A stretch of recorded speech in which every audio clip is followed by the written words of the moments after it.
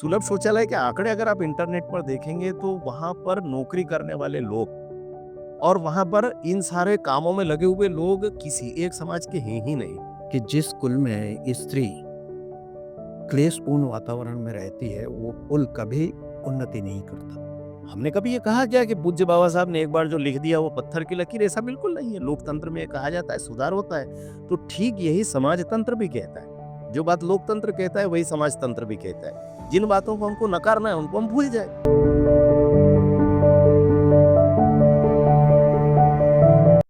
नमस्कार, नमस्कार भाई साहब, नमस्कार। आपका स्वागत है।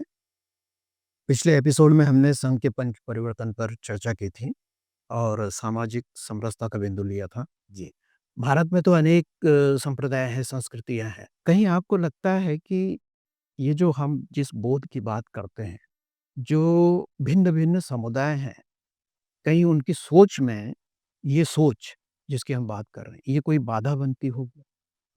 निश्चित तौर पर उनकी भारत पहचान के लिए मैं जो बिल्कुल, बिल्कुल। जो वो अपनी भारत पहचान तो ये दे। हम सब लोग कहते हैं कि इस गुलदस्ते की तरह है। हाँ, तरह-तरह के फूल यहाँ पर खिले हुए हैं और मूलतः भारतीय संस्कृति कभी भी किसी भी प्रकार के वर्ग भेद की पक्षधर नहीं रही। इन दिनों आधुनिक युग के जितने भी विमर्श खड़े हो रहे हैं, चाहे वह स्त्री विमर्श के नाम पर साहित्य लिखा जा रहा है, दलित विमर्श के नाम पर साहित्य लिखा जा रहा है। हुँ, लेकिन ध्यान में ये आता है कि ये सब बहुत ही संकुचित विचार के साथ विमर्श चलाए जा रहे हैं बिल्कुल, और विशेष करके हम कहते हैं कि ये विमर्श है ही नहीं। है। क्योंकि विमर्श शब्द को जब हम ग्रहण करते हैं तो सीधे-सीधे एक भारतीय परंपरा हमारी विमर्श की हमारे ध्यान में आती है। लेकिन ये सब नैरेटिव, तो इन दिनों जो थोथे नैरेटिव गढ़े जा रहे हैं, ये उसका हिस्सा है, विमर्श का हिस्सा नहीं। अगर हम विमर्श करते हैं, तो सामान्यतः ऐसा होता है कि विमर्श पर आते ही आप सकारात्मक, नकारात्मक दोनों प्रकार के विषय देखने लगते हैं। हुँ, नकारात्मक विषयों का प्रक्षालन करने की दिशा में सोचना प्रारंभ कर देते हैं। पिछली बार हम लोगों की जब बातचीत सती प्रथा को लेकर के हुई थी, मैंने जैसा कहा था, हाँ, तो ठीक यही बात हमारे इन भिन्न-भिन्न समुदायों को लेकर के विशेष करके इन दिनों बहुत ज़्यादा समाज में विघटन पैदा करने का काम जो लोग कर रहे हैं, हुँ, कई प्रकार की आर्मियाँ बना करके और जातिगत विभेद पैदा करके बिल्कुल, बिल्कुल। कहते वो उसको विमर्श है, लेकिन वास्तव में उनका मूल उद्देश्य होता है कि भारतीय समाज को जातियों में विभाजित करके हाँ, और उसमें फूट डालना। ये अभ्यास अंग्रेजों के ज़माने से बन गया भारतीय जनता का और हम लोगों ने उनके बनाए हुए नैरेटिव के आधार पर विचार करना प्रारंभ कर दिया। जी, कई बार मनुस्मृति को लेकर के जिसे बातचीत होती है, समरसता का विषय लेकर के हम जैसे ही चर्चा शुरू करते हैं, तो उनके पास एक बड़ा ब्रह्मास्त्र होता है कि मनु ने ऐसा कहा, मनु ने ऐसा कहा। हुँ, अब इस बात का विचार हम लोगों को करना चाहिए कि मैं तो कई बार साहस से पूछता हूँ कि हम में से कितने लोगों ने मनुस्मृति पढ़ी है? हुँ, जो उसके पक्ष में तर्क दे रहे हैं सोशल मीडिया पर, उनमें से किसी ने नहीं पढ़ी। जो उसका विरोध कर रहे हैं, जो आग लगा रहे हैं, उन्होंने भी नहीं पढ़ी। अब मूल प्रश्न ये आता है कि हमारे जो धर्म ग्रंथ हैं, वे किसी एक विचार को लेकर के लिखे हुए धर्म ग्रंथ नहीं। वो एक प्रकार से उस समय की सामाजिक आचार संहिता हुआ करती थी। आज हम पूज्य बाबा साहब के बनाए हुए संविधान से देश को चला रहे हैं, इसलिए आज हमारी आचार संहिता तय करने का काम बाबा साहब का संविधान कर रहा है, यानी भारतीय संविधान कर रहा है। बिल्कुल आपने सही। और उस युग में हमारे पास केवल मनु की स्मृति थी ऐसा नहीं है। उस समय के ऋषि परंपरा के मनीषियों ने जितने ग्रंथ दिए, हुँ, मुझे तो कई बार ये भी आश्चर्य लगता है कि लोग क्यों आखिरकार केवल मनुस्मृति के पीछे पड़े होगा। उनको अगर पीछे ही पढ़ना है तो कम से कम पहले पढ़ लें और उन सारे धर्म ग्रंथों पर विचार करें जो उस समय की हमारी समाज नीति तय किया करते थे, हमारी दैनंदिन जीवनचर्या तय किया करते थे, तो वो उस समय का संविधान थे। मैं कई बार हमारे उन मित्रों से भी प्रश्न करता हूँ जो मनुस्मृति को गालियाँ देने का और जलाने का काम करते हैं। मैंने कहा केवल एक बार उसको पढ़ कर के इतना तो हम तय कर लें कि उसमें ऐसी कितनी बातें हैं जिनको हम आज भी पालन कर रहे हैं, विरोध करने वाले भी पालन कर रहे हैं। आप बताइए अगर एक आचार संहिता ये कहती है कि आपको ईमानदार रहना है, हुँ, क्या आप उसको नकारना चाहेंगे क्या? अगर एक आचार संहिता ये कहती है कि परदारेषु हमारे यहाँ पर कहा जाता है कि पराई स्त्री को गलत निगाह से नहीं देखना। बिल्कुल, तो अब जब ये सारे के सारे सिद्धांत दिए जाते हैं, तो क्या आप इसका भी विरोध करेंगे क्या? इनके तो हम समर्थक हैं। तो कुल मिलाकर के सुधार की प्रक्रिया भारतीय समाज में लगातार चलती रही। मनुस्मृति की जिन बातों से हमारा विरोध है, उन बातों को हम नकार दें, छोड़ दें, उनको ना मानें। लेकिन जो अच्छी बातें हैं, उनको स्वीकार कर लें, केवल इतना भर करना है। जैसे आज के संविधान में संसद में बैठ करके देश भर के सांसद परिवर्तन करते हैं। हम कई बार छोटे-छोटे परिवर्तन होते हैं तो कहते हैं कि ये संविधान का 146वां परिवर्तन।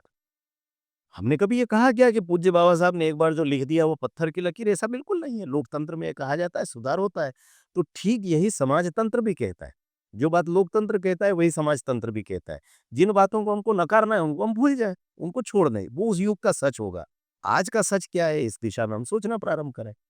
तो आपने जैसा कहा कि ये जो सामाजिक समरसता की बात करते ही सबसे पहले जो बाधाएँ खड़ी होती है, वो मूल बाधाएँ यही है कि हम विराट चिंतन से जुड़ते नहीं हैं, विराट सोच हमारी नहीं है। तो सबसे पहले मूल प्रश्न आता है जातियों का, जहाँ से हमने आपका प्रश्न प्रारंभ हुआ था कि इतने सारे समुदाय हैं, इतने सारे वर्ग हैं।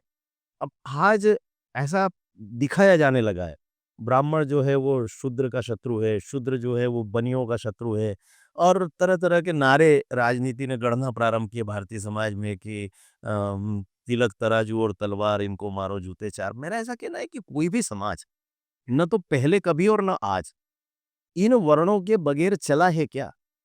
आज यदि हम आधुनिक युग की सामाजिक समरसता की बात करें तो क्या चार्टर्ड अकाउंटेंट एक वर्ग नहीं है? क्या डॉक्टर्स एक वर्ग नहीं है? क्या व्यापारी एक वर्ग नहीं है और क्या राजनेता एक वर्ग नहीं है? क्या ये तथाकथित रूप से भिन्न-भिन्न समाजों का नेतृत्व करने वाले आर्मी बना करके और युद्ध रचने वाले जो लोग हैं, कुप्रचार करने वाले लोग हैं, क्या ये एक वर्ग नहीं है? अंततः हर व्यक्ति किसी न किसी वर्ग में आपको खड़ा नज़र आएगा। बिल्कुल। इंडिविजुअलिटी हमारे यहाँ बिल्कुल नहीं है। हाँ। और इसलिए मुझे ऐसा लगता है कि हो सकता है कि मैंने पिछले दिनों इंदौर में सामाजिक समरसता की बातचीत करते हुए राजेंद्र नगर क्षेत्र में मैं व्याख्यान दे रहा था, तो मैंने उन लोगों को कहा कि आने वाले समय में हमको सामाजिक समरसता में ये नहीं सोचना है कि ब्राह्मण, क्षत्रिय, शूद्र, वैश्य इनके बीच में समरसता स्थापित करना है। आने वाले 25-30 साल बाद हमको लगेगा कि इन दिनों हमारे यहाँ पास में एक औद्योगिक क्षेत्र है पीथमपुर। वहाँ पर सर्विस करने वालों की दिनचर्या ऐसी होती है कि वे सुबह 5:30 बजे से उठ कर के नहाना-धोना करके टिफ़िन लेकर के 7 बजे, पौने 7 बजे बस में बैठते हैं और रात को 7:30-8 बजे वो बस से उतरते हैं। उनका संबंध समाज से पूरी तरह से कटा हुआ है। मैंने कहा कल को हो सकता है कि पीथमपुर में सर्विस करने वाला एक जातीय समूह हम हमारे सामने होगा। ये ना तो ब्राह्मण है, ना क्षत्रिय है, ना शूद्र है, ना वैश्य है, वो जातिगत रूप से कुछ भी हो। लेकिन ये एक वर्ग नया तैयार हो गया जो समाज से कटा हुआ है। जी। इसको समाज के साथ जोड़ने के लिए क्या करना पड़ेगा? तो वो जब रात को 8 बजे आता है, उसके बाद उसके साथ बैठना, बातचीत करना, उसको बताना कि भाई समाज की समस्याएँ ये है, देश की समस्याएँ ये 1 तारीख को वेतन लेना, सुबह 7 से रात के 8 बजे तक तुमको नौकरी करना, ये जीवन नहीं है। देश और समाज के साथ अगर जुड़ना है, तो समाज से जुड़ने के लिए इस वर्ग को तो ये न नए युग की समरसता हो जाएगी। डॉक्टर्स की व्यस्तता है, चार्टर्ड अकाउंटेंट की व्यस्तता है, तो इन लोगों को भी समाज से जोड़ना है, तो ये भी हमारे सामने एक-एक समूह है। तो समरसता का जो कॉन्सेप्ट है हमारा मूलतः वो बहुत विराट है और इसलिए मुझे लगता है कि प्राचीन आख्यानों से लेकर के आधुनिक घटनाओं के प्रसंगों तक आप देखेंगे तो ये समरसता भारतीय मन में रची-बची हुई है और बिल्कुल। इसकी हमको चर्चा करनी हाँ, बिल्कुल आपने सही कहा। मैं चाहता भी हूँ कि कोई भी मंच हो और वहाँ विचार आए, तो खुलकर आए। बिल्कुल। सीधी बात है। उसमें संकोच और शर्म और किंतु-परंतु ना हो। जैसा अभी आपने मनुस्मृति का उल्लेख किया, तो मनुस्मृति में है कि जिस कुल में स्त्री क्लेशपूर्ण वातावरण में रहती है, वो कुल कभी उन्नति नहीं करता। कितनी सुंदर बात है ये। मुझे लगता है कि संसार के हर समाज पर, जहाँ मनुष्य है, रह रहा है, उस पर ये बात लागू होती है। बिल्कुल। है ना? वहीं ये लिखा है कि स्त्री का सम्मान जिस कुल में नहीं होता, वो शीघ्र नष्ट हो जाता है। ये भी उसमें है। बहुत अच्छी। और ये तो अक्सर लोग कहते हैं कि रमन्ते तत्र देवता, यस्य नार्यस्तु पूज्यन्ते रमन्ते। रमन्ते तत्र देवता। तो इससे बड़ा सूत्र मुझे लगता है कि संसार के किसी दूसरे धर्मशास्त्र में तो है नहीं, देखने में तो नहीं मिला, मुझे कम से कम। बिल्कुल ठीक। मैंने मनुस्मृति को जितना पढ़ा है, तो सामाजिक समरसता की जब बात आएगी तो ये आएगा, खुल के आएगा, क्योंकि हम उन साहित्य का समर्थन बिल्कुल नहीं करते जो आपने सुनाया, और उनको प्रोत्साहित करना मेरा उद्देश्य नहीं इस मंच से, कि खेत भी उसका, तालाब भी उसका, हल भी उसका, बैल भी उसके, श्रम हमारा। ये जो शरारत होती है साहित्य के नाम पे, ये निश्चित तौर पर समरसता में बाधा तो है। लेकिन कभी-कभी मैं क्षमा याचना के साथ बीच में बात काट रहा हूँ। ये जो श्रम हमारा जब कहते हैं, एक बड़ा छोटा-सा उदाहरण पिछले दिनों ध्यान में आया कि कहा जाता है कि शौ शौचालय और ये जो इस तरह के स्थान होते हैं, इनके प्रक्षालन का काम एक ही समाज को दिया जाता है। और हम ही क्यों करें? आपको ध्यान में आएगा कि अभी एक जो बड़ा अभियान था जिसके अंतर्गत ये सार्वजनिक सुलभ शौचालय अभियान था। सुलभ शौचालय अभियान जब प्रारंभ हुआ पूरे देश भर में, ये हमारे इस स्वच्छता मिशन से भी पहले की बात है। एक लंबा समय हो गया उसको। सुलभ शौचालय के आंकड़े अगर आप इंटरनेट पर देखेंगे तो वहाँ पर नौकरी करने वाले लोग और वहाँ पर इन सारे कामों में लगे हुए लोग किसी एक समाज के हैं ही नहीं। बल्कि आश्चर्यजनक बात ये है कि उस काम को करने वाले अधिसंख्य लोग वो हैं जो तथाकथित रूप से उच्च समाज माना जाता है। यानी उसमें ब्राह्मण भी हैं, वैश्य भी हैं, राजपूत समाज के लोग भी हैं।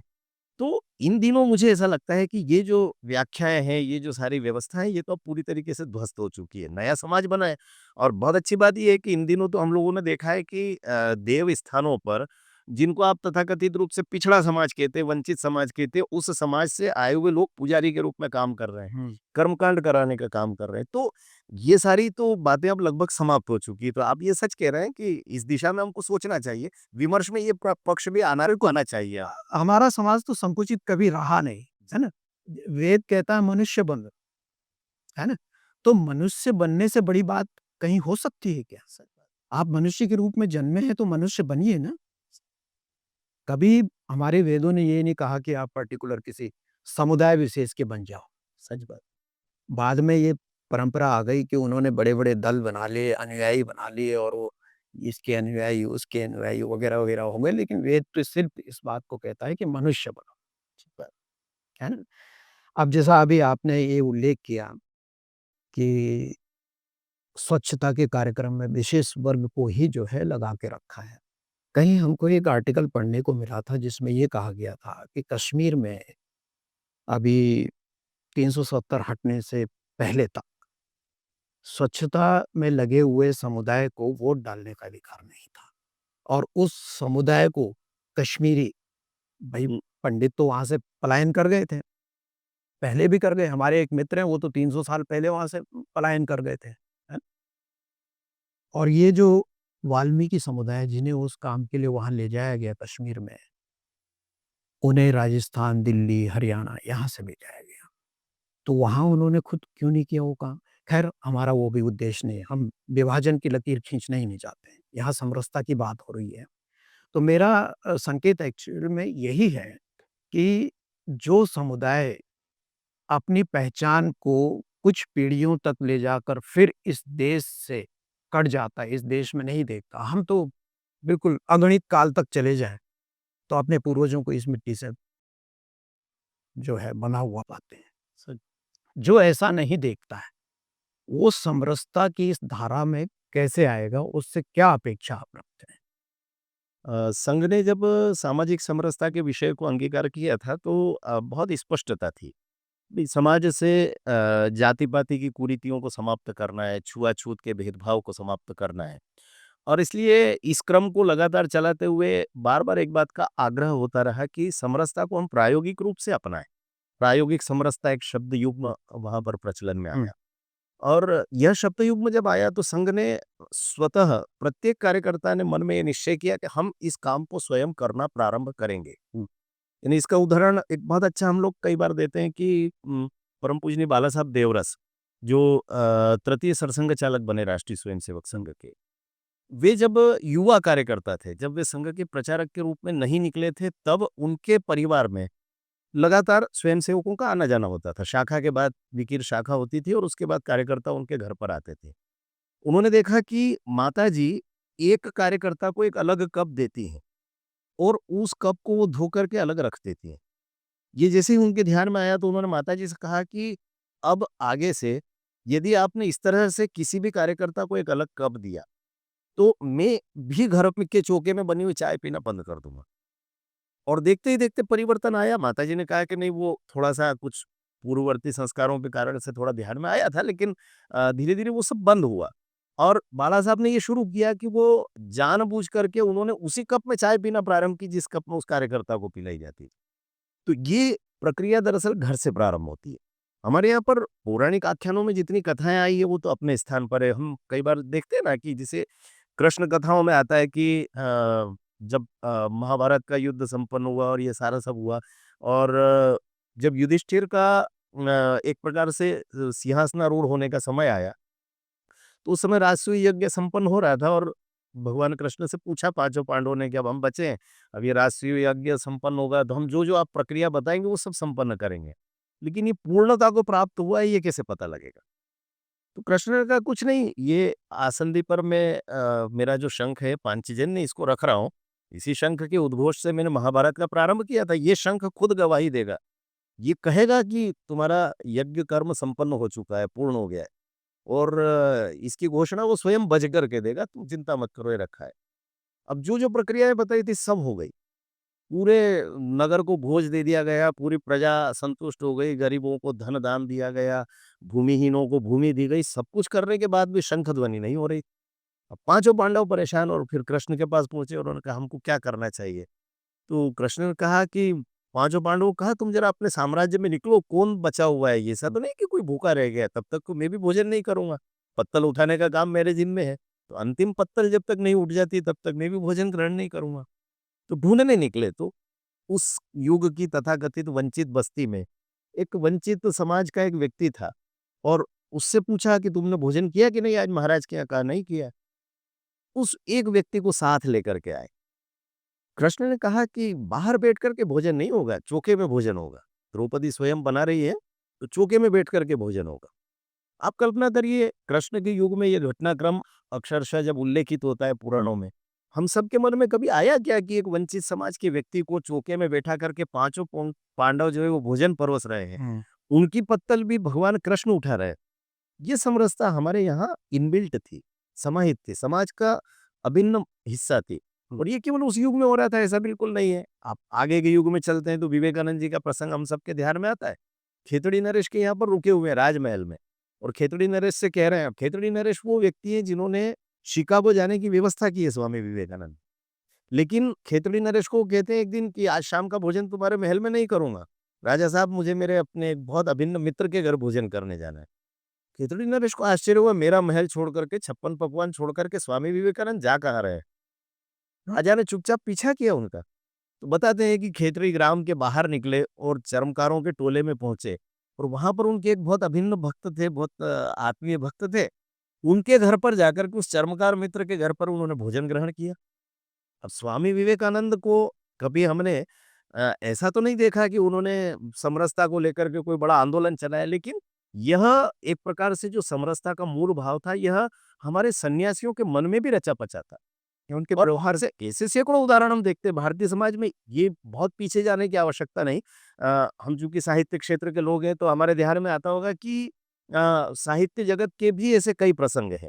हुँ, आदरणीय मिश्र जी का एक बहुत सुंदर प्रसंग आता है वाराणसी में, वो जब जा रहे थे गंगा स्नान करके घर की ओर जा रहे थे, हुँ। यज्ञोपवीत धारण किया हुआ था, केवल एक सोला पहना हुआ था और अचानक उन्होंने देखा कि एक वंचित बस्ती से वो गुजर रहे थे और वहाँ की एक बिटिया को सांप ने काट लिया। उन्होंने तुरंत अपना यज्ञोपवीत उतारा और बिटिया को जिस स्थान पर पैर पर सांप ने काटा था उसके ऊपर कस करके यज्ञोपवीत बांध दिया। अब उनके ब्राह्मण मित्रों ने कहा तुमने ये क्या किया, वो तो वंचित बस्ती की बालिका थी और तुमने अपना यज्ञोपवीत का अपमान कर दिया। पर उन्होंने कहा नहीं, ये यज्ञोपवीत मुझे सिखाता है कि मानव मात्र मेरे लिए एक समान है और इसलिए ये यज्ञोपवीत का सम्मान बढ़ाने का काम किया है। ये जो तथाकथित लोग जो समाज में विभेद फैलाने का काम करते हैं, क्या ये लोग इस तरह के घटनाक्रमों पर कभी बातचीत करते हैं विमर्श में? क्या कभी वो शंकराचार्य का उदाहरण देते हैं क्या कि शंकराचार्य गंगा स्नान करके आ रहे हैं और आते ही सामने चांडाल आकर के खड़ा हो गया? अब चांडाल जो है वो मृत व्यक्ति की देह का दाह संस्कार करवाने का काम करता है, इसलिए लोग उसको छूने में हचकचाते हैं। लेकिन जब शंकर ने कहा कि तुम थोड़ा-सा परे हो जाओ, मैं चूँकि जा रहा हूँ, गंगा स्नान करने के लिए आया हूँ, तो चांडाल ने कहा कि अरे शंकर, तुम तो अद्वैत की बात करते हो। तुम में कौन है और मुझ में कौन है, ज़रा ये तो बताओ पहले। और शंकराचार्य को अनायास ध्यान में आया कि मैं जिस दर्शन को आत्मसात करके और संपूर्ण दुनिया को अद्वैत सिखाने निकला हूँ और मैं इसको चांडाल मान रहा हूँ, खुद को सन्यासी मान रहा हूँ। उन्होंने तुरंत गले लगा लिया और कहा कि मैं तुम्हारे साष्टांग चरण स्पर्श करके आज तुमको भी गुरु स्वीकार करता हूँ। तो भारत ये है, भारत की समरसता ये है कि किसी एक व्यक्ति विशेष में ऐसा नहीं, सन्यासियों में भी हमको दिखाई देती है, सामान्य गृहस्थों में दिखाई देती है।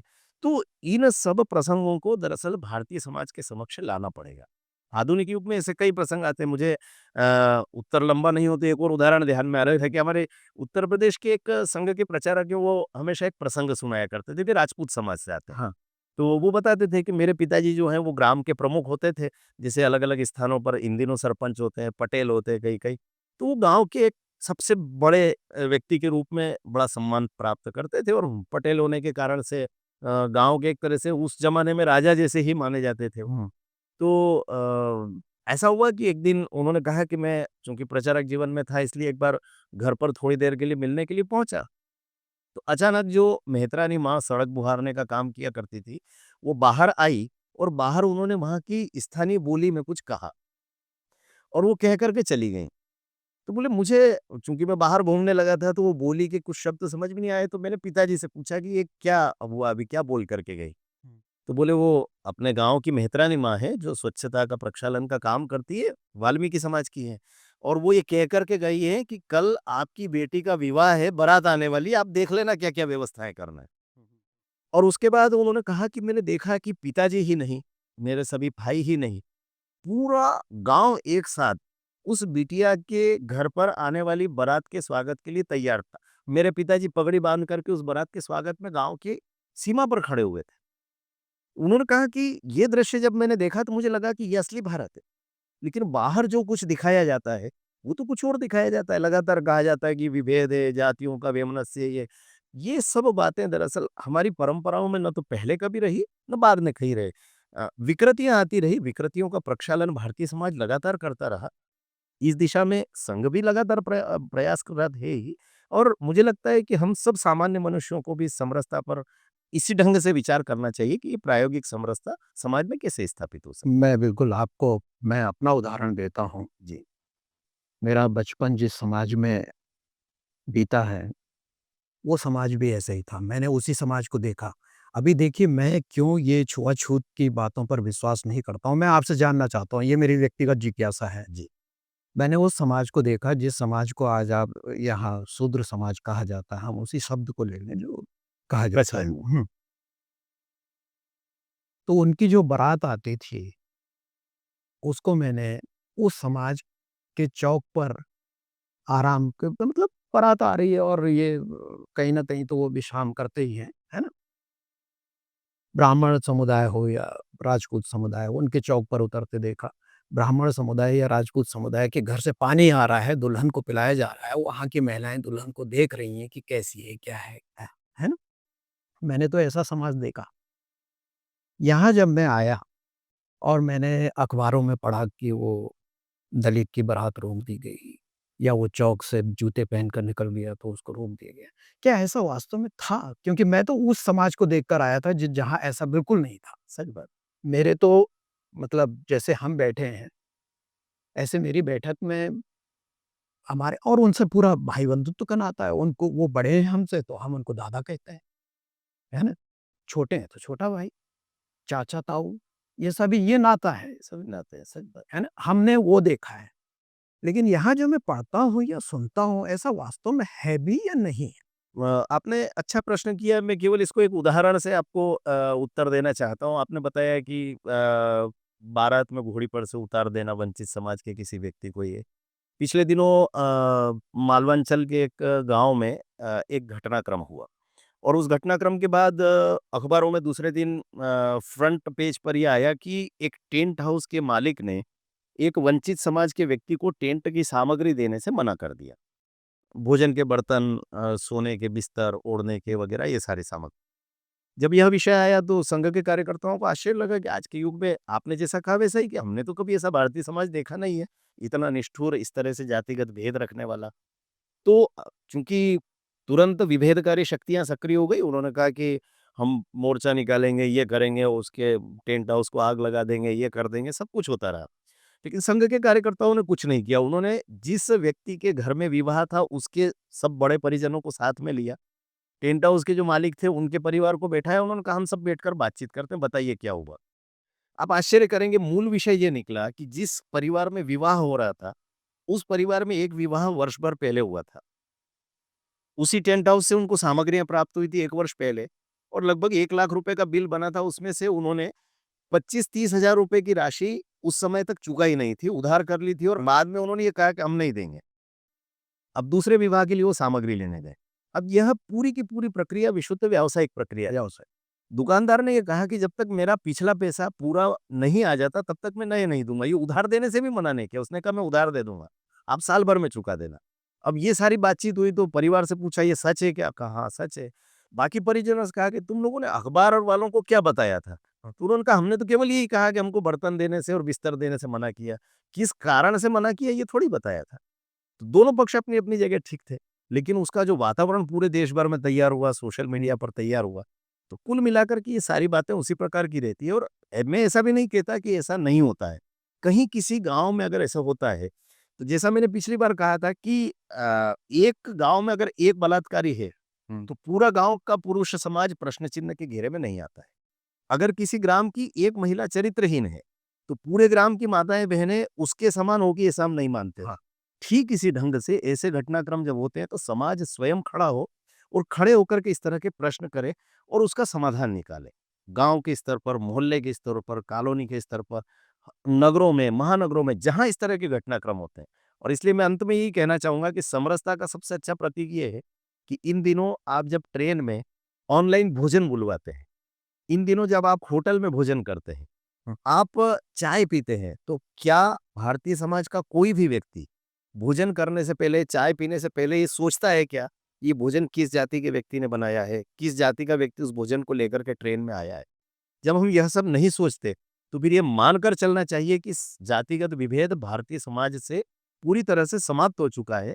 अब केवल ये जो विभेदकारी शक्तियाँ भ्रम फैला रही हैं, उन भ्रम के बादलों को छाँटने की आवश्यकता है। और इसलिए अगले श्रृंखला में हम फिर से बात करेंगे इस विषय पर, तो कुछ और उदाहरण हमारे ध्यान में आएँगे। बिल्कुल भाई साहब, नए एपिसोड में इस श्रृंखला को आगे बढ़ाएँगे, इस चर्चा को आगे बढ़ाएँगे।